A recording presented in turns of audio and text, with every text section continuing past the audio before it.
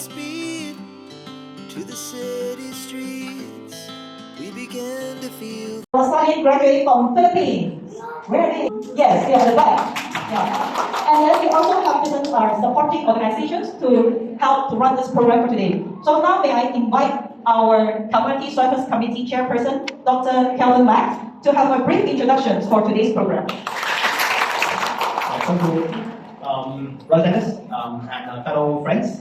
So good afternoon. Welcome to this wonderful school, which actually is my first time to visit. I've been at the other Lasallian Youth Center just nearby, which is a very beautiful place with brothers several times, but this is the first time. So I'm Calvin. I'm a doctor, graduate from LaSalle College. So as Nikki has mentioned, so this is one of the series of events that celebrates the 150th anniversary of the presence of the LaSalle brothers in Hong Kong. So I think most of you here are from the Philippines. So I think you must be aware of there's the LaSallians, and I think there's a LaSalle University as well in Manila. So this is where I heard from. So the LaSallian brothers has come to Hong Kong and has done a wonderful job in education, and also a lot of community outreach as well. So this is one of the series of events. This is actually the second health check event that has been done before in Hong Kong, and the previous one is in Kowloon side. So today we're very happy to have a lot of support from the alumni from the different schools that belong to the LaSalle family. There are actually 8 schools, not only LaSalle College, but other schools as well, like the LaSalle, Chung Cheng Heng, Chen Sui Ki, St. Joseph as well. So a lot of alumni here.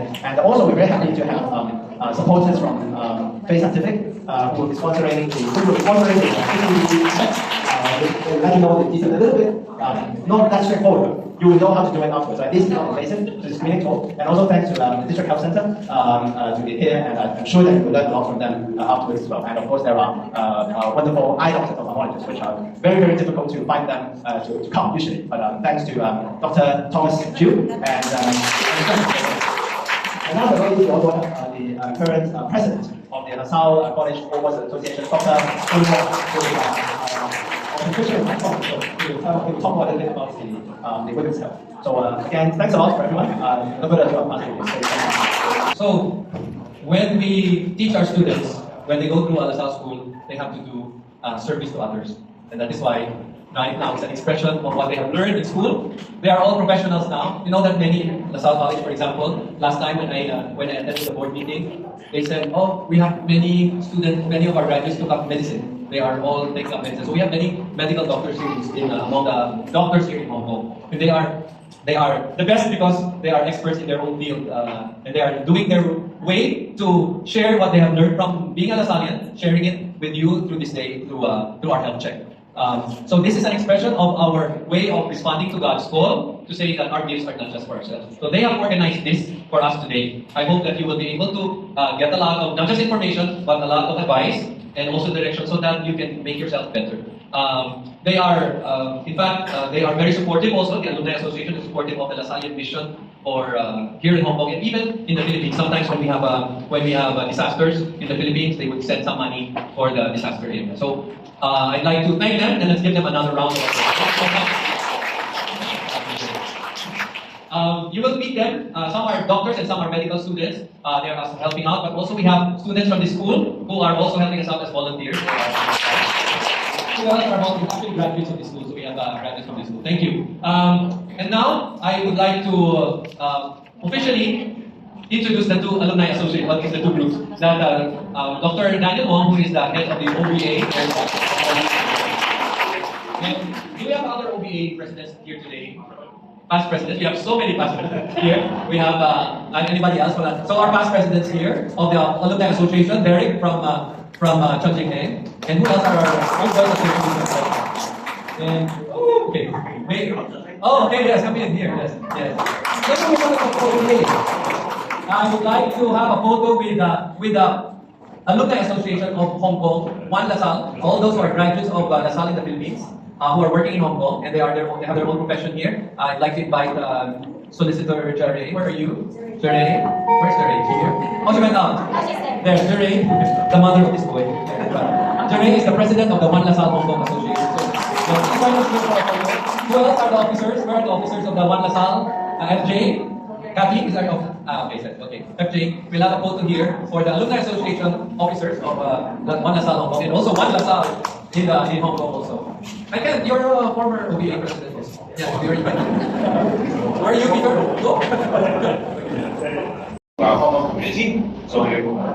thanks very much for all your contribution. So I'm talking about four things, which can be short term is a GIFT, G-I-F-T. G means glaucoma, I means information, F means floaters, and T means trauma. So we start with my lovely disease that I've been treating for 20-something years is glaucoma. Actually, glaucoma is a disease that affects our optic nerve, just like the wire, the electric wire of the computer or this monitor. The wire is broken, then you cannot see. That means that this monitor will not have any light. So we are doing everything we can to protect our nerve. So this glaucoma is a disease of optic nerve. And nowadays we know about the most important factor that can affect optic nerve is called intraocular pressure. That means the eye pressure higher and too high that may affect our optic nerve. So why do we have pressure? Because in our eye there's a circulation. We cannot see, we cannot feel. It's a very slow one. Yes. There's like a current inside. So if this current is affected, that means it's blocked, then our pressure will be built up and build a level that our nerve will be affected. So there are two kinds of, usually there are two kinds of presentation. One is acute. That means you suddenly have a pain, you suddenly have a headache, you have a headache, you cannot see very well. And then in this condition, then you have to rush to the emergency department. But of course, you will not have it now, because if you have it now, I can identify it. And we're holding your hand, if you cannot open up your eye, then I'll send you to the North Station Hospital immediately. But no, you are not having this now. But beware, it can happen anytime. It can happen mostly at the night time, when you are watching your phone, when you are watching, reading your Bible, and the film will be dilated, but enough light, then it may happen. But of course, not everyone will have it. It is not very common actually. And a year maybe we have a few cases, in a month we have a few cases in the emergency departments. But beware, if you're headache, just tell the doctor attending you to check the eye also. Okay, next one. So another form is a chronic. Chronic means it comes gradually. That means you cannot feel anything. You cannot feel your blurry, your headache, your pain. But the nerve is getting worse and worse, and then your visual field, that means you cannot just now have a photo, wide photo, then you cannot see the lady at the end, you can only see the middle of it. So it's called a constricted visual field. No pain, no distance, no blurring. Even blurring is very hard until in the very last moment, then all your nerve is worse or is not functioning, then you cannot see very well. But at that time, it will be very late. And so most of the time, we can only find it through eye screening or routine eye exam. That's why today we are very lucky we can borrow a machine we call on-contact thermometer, which will measure the eye pressure for our participants. So hopefully, if you can have a little bit of high pressure, we can catch it early enough. Next, please. So treatment will be medicine, you have a laser, you have a surgery. All these will be very efficient only if you are treated early enough. If you come to us and you have high pressure, you cannot see even the face of your friend, of your family, then it's too late to do it. So we have to catch it early phase. So next one. So next one is talk about infection inflammation. So this one, usually it will come from red eye or eye discomfort. Most common is conjunctivitis. So nowadays we have a lot of contamination around, we have pollution, so germs are all around. You can have bacteria, you have virus. If you're having this, you have red eye, you have a discharge, you have always need to rub your eye or use a tissue to wipe your eye. So in this condition, most of the time the vision is not very worse, very bad. You still have good vision, you can still see. But still, you need to attend to a doctor, maybe using antibiotic or antihistamine, other kind of anti-inflammatory medication. But more alarming is not the conjunctivitis, it's called keratitis. That means the center part of the eye. So we have the whitish part, we have the center part, which is darker in color. And if it is a keratitis, that is an infection of the cornea, then you see the whitish spot on the central part. And also sometimes you still import some blurry, we use a special kind of stain, we can stick up some virus infection. This is more important because it may affect your vision permanently if you cannot treat early enough. So if you find you have red eye, you have blurry, you have a foreign body sensation, then you have to go to the doctor. The doctor will put on some stain. This stain will show up in the cornea, any defect over there. So the emergency treatment was explicit. Another kind of disorder that arises from red eye is not infection but autoimmune disease. Nowadays we find more and more autoimmune disease. That means our body cells are attacking our own body, our cells, and mostly in the eye condition is uvea. That means grayish or in the Caucasian it's yellowish, bluish or whitish in color. So in our Asian, most of it is darker brownish in color. That area is called the uvea. In this condition, the eye don't have much discharge. You have a little pain, you have aching pain. Usually present the eye quite red, and even you have most of the time will prescribe antibiotic by the general practitioner, but it's not working. So you have to go to the doctor, and you can see the pupil is center. If you have a good vision enough, you can see the pupil is not very rounded. And this condition we call uveitis, and this inflammation is inside the eye. And with time, sometimes you give eye to eye, you have blood pressure, and it will affect your permanent vision. So need to see an eye specialist. Most of the time, we need because CTAN and because microscope CTAN possibly to see. So we also have okay. Another common factors for younger generation or younger population is the protein. That means when you look at the sky, you look around, you can see some protein objects in front of your eyes. So don't worry about that if you have this, because it can be classified as physiological, that is benign, or pathological, that is harmful or have disease. So if you have a field floating around and it comes and goes, don't worry. Mostly it's the physiological, that is normal. If it comes and goes and it's only seen when in bright light, most of the time it won't hurt. And so you can observe a few moments. If it's normal after that, then it's just physiological. You don't need to see a doctor. If you see only one dot comes and then a few seconds and it's go away.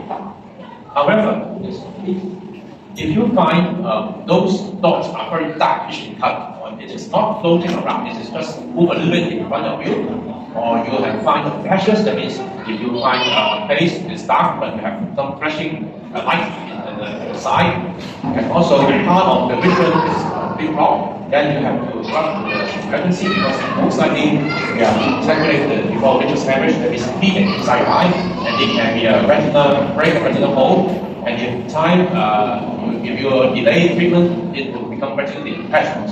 And in the left lower part of the picture is you see part of it is blocked because the retina is detached, and this will is a blinding disorder, so we have to treat early.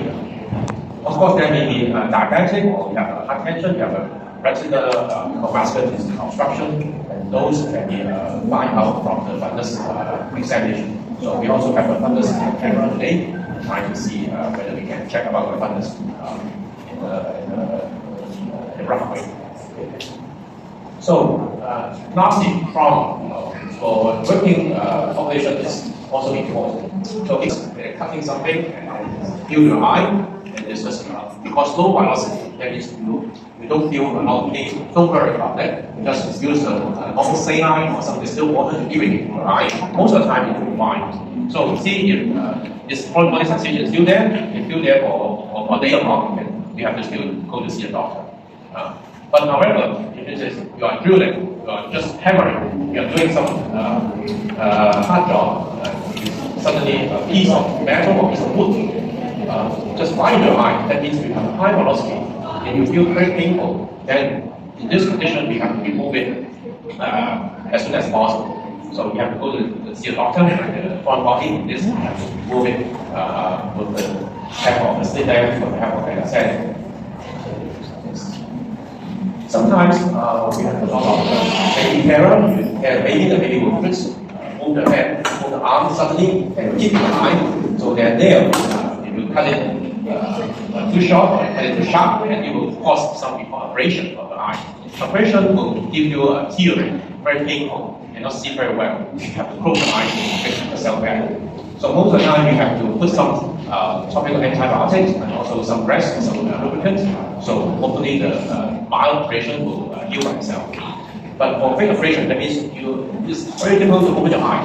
You have to put on some anesthetic to see whether there is a big abrasion. Then we can treat you with like some patching or some bandage contact lens. This will relieve your pain and give healing much better. Okay.